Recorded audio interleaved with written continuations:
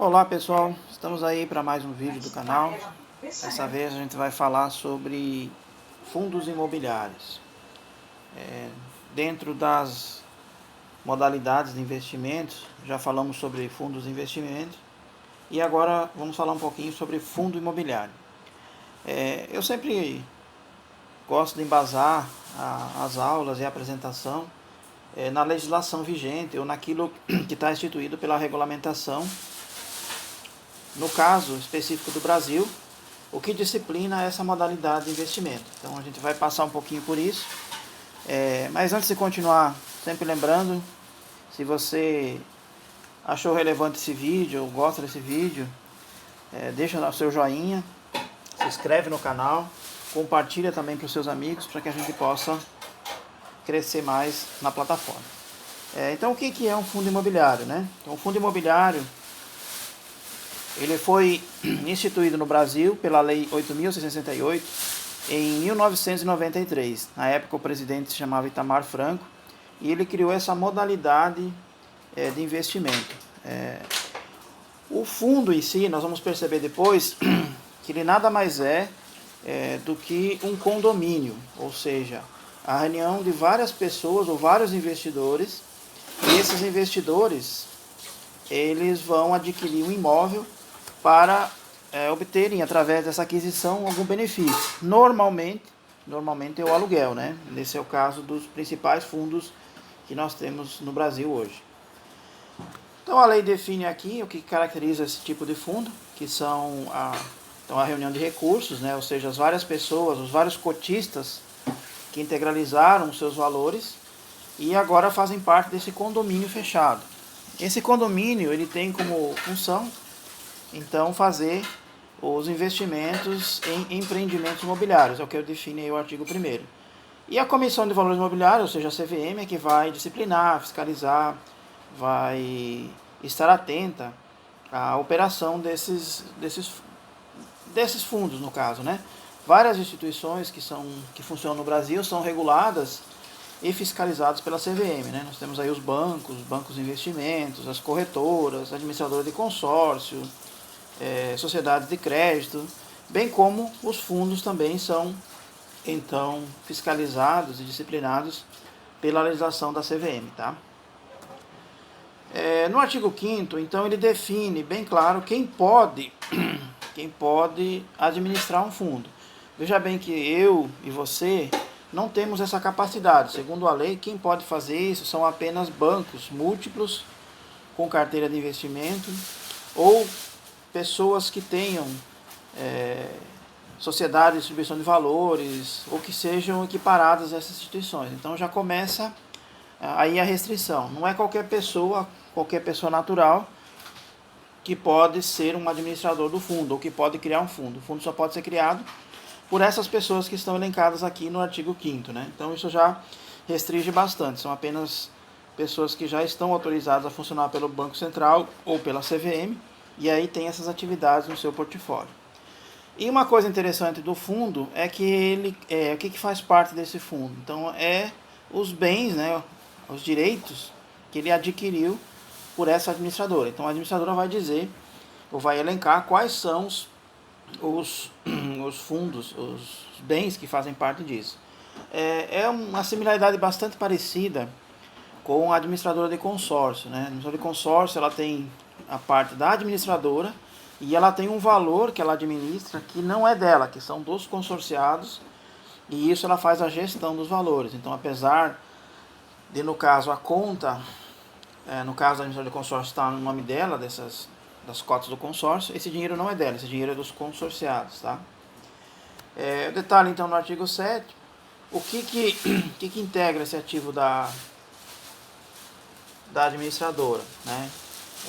Aliás, os bens que integram o patrimônio, eles são de propriedade da administradora, ou seja, a administradora que vai poder comprar, vender, alienar, enfim, todos os benefícios também, rendimentos, vêm primeiramente para a administradora, e ela é que faz a distribuição para os cotistas.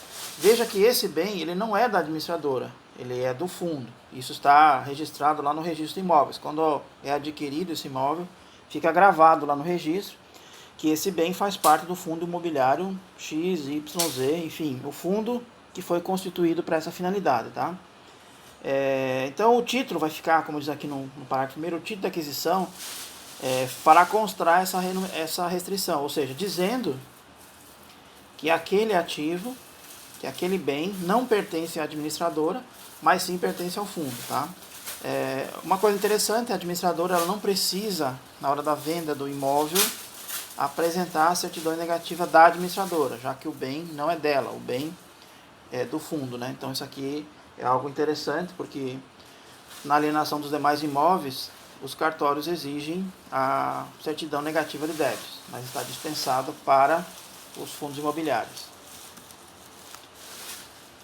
Cada fundo de investimento, ele é estruturado conforme o regulamento. Lógico que a CVM é disciplina, como deve ser, mas basicamente vai dizer as taxas que você tem, tanto de ingresso quanto de remuneração da administradora, né? Como é que funcionam as informações para os cotistas, qual é o prazo que isso vai ficar, também quais são as despesas previstas, qual é a deliberação, enfim, todas as regras elas são definidas pela administradora. Por isso que é bem importante, se você tem a intenção de investir em fundos imobiliários, conhecer primeiramente toda essa política, toda essa cartilha que já foi previamente estabelecida pelo fundo, para que quando você entre no fundo, já saiba como ele funciona e quais são as regras desse fundo, né? Para que você não seja pego de surpresa. Destaco aqui a questão 4, que é a remuneração da administradora. Por quê? Toda vez que há uma remuneração, isso vai reduzir o seu rendimento no investimento. Se não tivesse a remuneração, logicamente você teria uma remuneração maior. Em termos de vantagem, a vantagem do fundo imobiliário está que você pode, com uma cota, né, participar de um imóvel e ter o retorno baseado nesse seu investimento. Diferente de você ter um único imóvel, de você investir todo o seu valor em um imóvel, no qual você vai também poder receber um aluguel, mas você, nesse caso, pode estar sujeito a vacância, sujeito a outras intempéries da gestão desse imóvel. Já no fundo, você praticamente vai só investir e toda essa gestão, toda a administração do imóvel fica a cargo dos gestores, né? Você meramente vai investir e receber os dividendos provenientes daquele imóvel, né? Também a administradora, no caso, ela não pode conceder empréstimos com os recursos que são arrecadados pelo fundo, nem utilizar isso como fiança, também não pode aplicar no exterior. Veja que a aplicação deve ser aqui mesmo no Brasil, e ela não pode vender parcelado as suas cotas, ela sempre tem que vender de forma completa, ou seja, uma cota, 2 cotas, não pode vender meia cota ou fração. Também ela não pode prometer nenhum rendimento para os cotistas, uma vez que o rendimento é consequência do resultado dos imóveis que foram alugados e, consequentemente, do aluguel que foi recebido. Então, se você está recebendo alguma proposta de rendimento ou de percentual, com certeza não é o que está disciplinando, não é o que está dizendo aqui. Você pode até ter um rendimento interessante, mas isso não é possível garantir, porque vai depender dos imóveis que forem alugados, certo? Bom, e quem é titular? Então, quem é investidor do fundo de investimento? O que ele pode ter? Quais são, o que não pode, no caso aqui, né? Então, se você tem uma cota de um fundo, você não pode exercer um direito real do imóvel. Ou seja, eu tenho uma cota, então eu quero um pedacinho, uma fração desse imóvel. Não, já está explícito aqui no artigo 13º que você não tem esse direito. O máximo que você pode fazer é vender essa sua cota para outra pessoa. Então, se o fundo imobiliário está na Bolsa de Valores, você logicamente vai fazer a venda para outra pessoa, então podendo ressarcir o seu valor de investimento. Mas você não pode executar essa garantia, ou seja, querer parte do imóvel, porque você tem 1, 2 ou, enfim, quantas cotas você tiver. E também você não responde por nenhuma obrigação relativa ao imóvel ou pela administradora relacionada a esse investimento. Então, quem vai responder sobre isso vai ser a própria administradora ou mesmo os gestores que estiverem à frente desse fundo imobiliário. Bom, com relação aos rendimentos, então como é que funciona? Então, basicamente, no fundo imobiliário, o cotista, né, vai ter dois tipos de rendimento. Um, que é a distribuição do resultado da arrecadação, ou seja, os aluguéis que são recebidos, eles são distribuídos para os cotistas. No caso do Brasil, atualmente a legislação isenta esse valor. E você tem também o ganho de capital no caso da venda dessas cotas. Vamos supor que você compra a cota por um valor X, supondo R$100, vendeu por 110, 120, você tem um ganho de capital. Então, o rendimento mensal, o rendimento da distribuição de dividendos, ela é isenta atualmente. Mas a alienação, ela é tributada. Ela não está naquela isenção dos 20 mil de ações e nem dos 35 mil reais previstas pelo imposto de renda. Então, se você vender com ganho, você tem que tributar essa renda de fundos imobiliários. Logicamente, se você tiver prejuízo, você pode compensar esse prejuízo no futuro. Mais adiante a gente vai falar um pouquinho sobre isso na declaração do imposto de renda, como é que você pode preencher esses prejuízos e também esses ganhos de imposto na sua declaração de imposto de renda e até mesmo tributar os valores. Mas basicamente o investimento, então, você tem o retorno que é mensal, que ele vem da distribuição de dividendo ou bimestral, enfim. A legislação atual da CVM, ela diz que pelo menos a cada 6 meses precisa ser distribuído o fundo, ou seja, o caixa do fundo do investimento. Não pode ficar retido pela administradora, então ele precisa ser distribuído. Mas essa distribuição pode ser semestral, trimestral, ou a maioria dos fundos eles fazem mensal. Então eles apuram o resultado e já distribuem no mês seguinte para os seus cotistas. É importante entender um pouco os tipos de fundo imobiliário. Então, o que o fundo imobiliário pode fazer? Então, ele pode investir em shopping centers, então ele vai comprar ou o shopping, ou parte deles, ou lojas do shopping, e com isso ele vai receber os aluguéis. Também ele pode comprar prédios corporativos, né, onde tem salas comerciais, e assim ele aluga e recebe. Galpões industriais, né, são os FIIs de logística.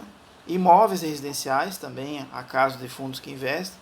Escolas, universidades, até hospitais também são adquiridos, né, seja a planta, a estrutura física, e depois ela é alugada para o seu gestor, ou seja, para aquela pessoa que vai estar administrando aquele hospital, bem como imóveis, aliás, como hotéis e flats. Então, tudo isso pode fazer parte do fundo imobiliário. Tudo que se relacionar a imóveis pode ser adquirido ou gerido por um fundo imobiliário. Também existem fundos de papéis, ou seja, fundos que investem em outros fundos, ou mesmo em recebíveis. O que são recebíveis? Quando você tem uma venda de um imóvel num prazo longo, esse imóvel, para quem está vendendo, às vezes demora um tempo para realizar essa cobrança, né? Vamos supor que você vendeu e vai receber em 30 meses, 60 meses, 90 meses aquele imóvel.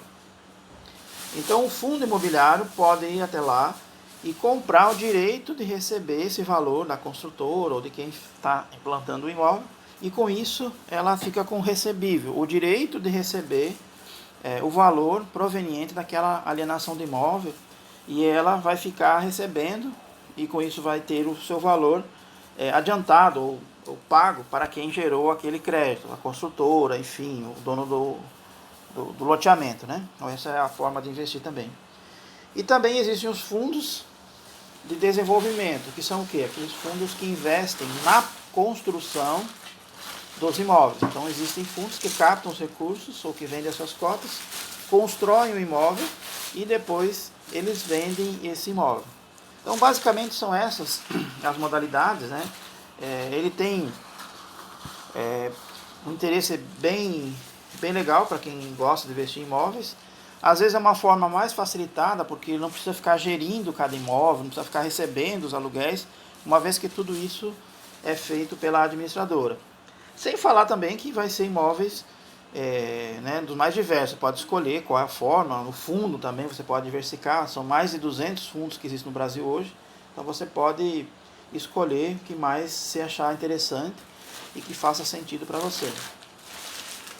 A questão negativa nos fundos é a taxa de administração. Por quê?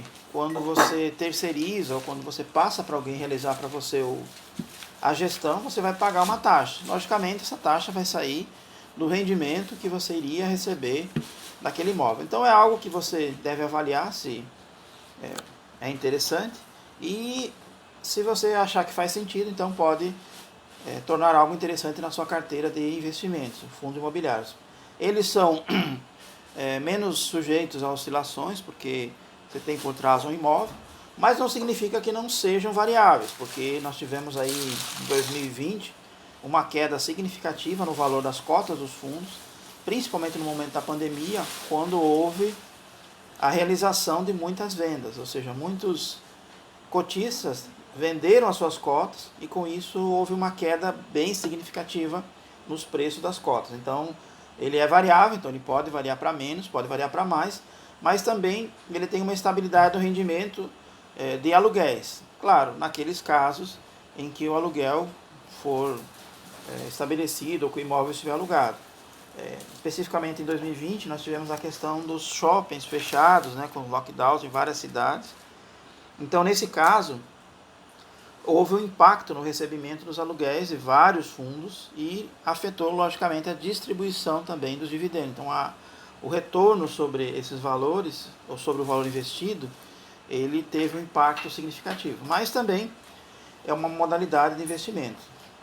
Como eu disse, aqui o nosso objetivo é falar sobre essas modalidades, apresentar para você, não é nenhuma recomendação de investimento, é meramente uma forma de discutir e apresentar. E se fizer sentido para você, busque o fundo, leia o seu regulamento e baseado nisso tome uma decisão para colocar, investir o seu dinheiro ou não. Sempre é importante você ter uma distribuição na carteira, então jamais deve ser recomendado que você coloque todo o seu dinheiro em fundos imobiliários, mas se você quiser ter uma parcela ou parte dos valores que você tem em fundo imobiliário, é interessante, é uma modalidade diferente de você ter uma remuneração. Sempre cuidado, né, nesse momento atual, nós temos visto várias reportagens, né, em redes aí de televisão nacional sobre pirâmides e sobre pessoas que prometem multiplicar o seu valor ou devolver rapidamente o seu valor investido. Tome muito cuidado. Note Free Lunch, não existe almoço grátis, rendimentos altos, 5% ao mês, 10% ao mês, está fora da realidade. Nós estamos vivendo uma Selic de 2% ao ano, então é algo que não faz sentido. E também ganhos por referenciado. Qualquer modalidade de investimento que alguém propor, que você tenha que trazer seus amigos ou convidar pessoas, pode ter certeza que está bem perto de ser uma pirâmide, já que precisa de outras pessoas entrando no esquema para poder você ter o seu retorno. E se você gostou, mais uma vez deixa o seu joinha, se inscreve no canal, compartilha com seus amigos. E se você também tem algum assunto que você acha relevante, que você gostaria que fosse apresentado aqui, deixa nos comentários. Nós vamos estar organizando, pesquisando e apresentando no futuro. Obrigado a todos.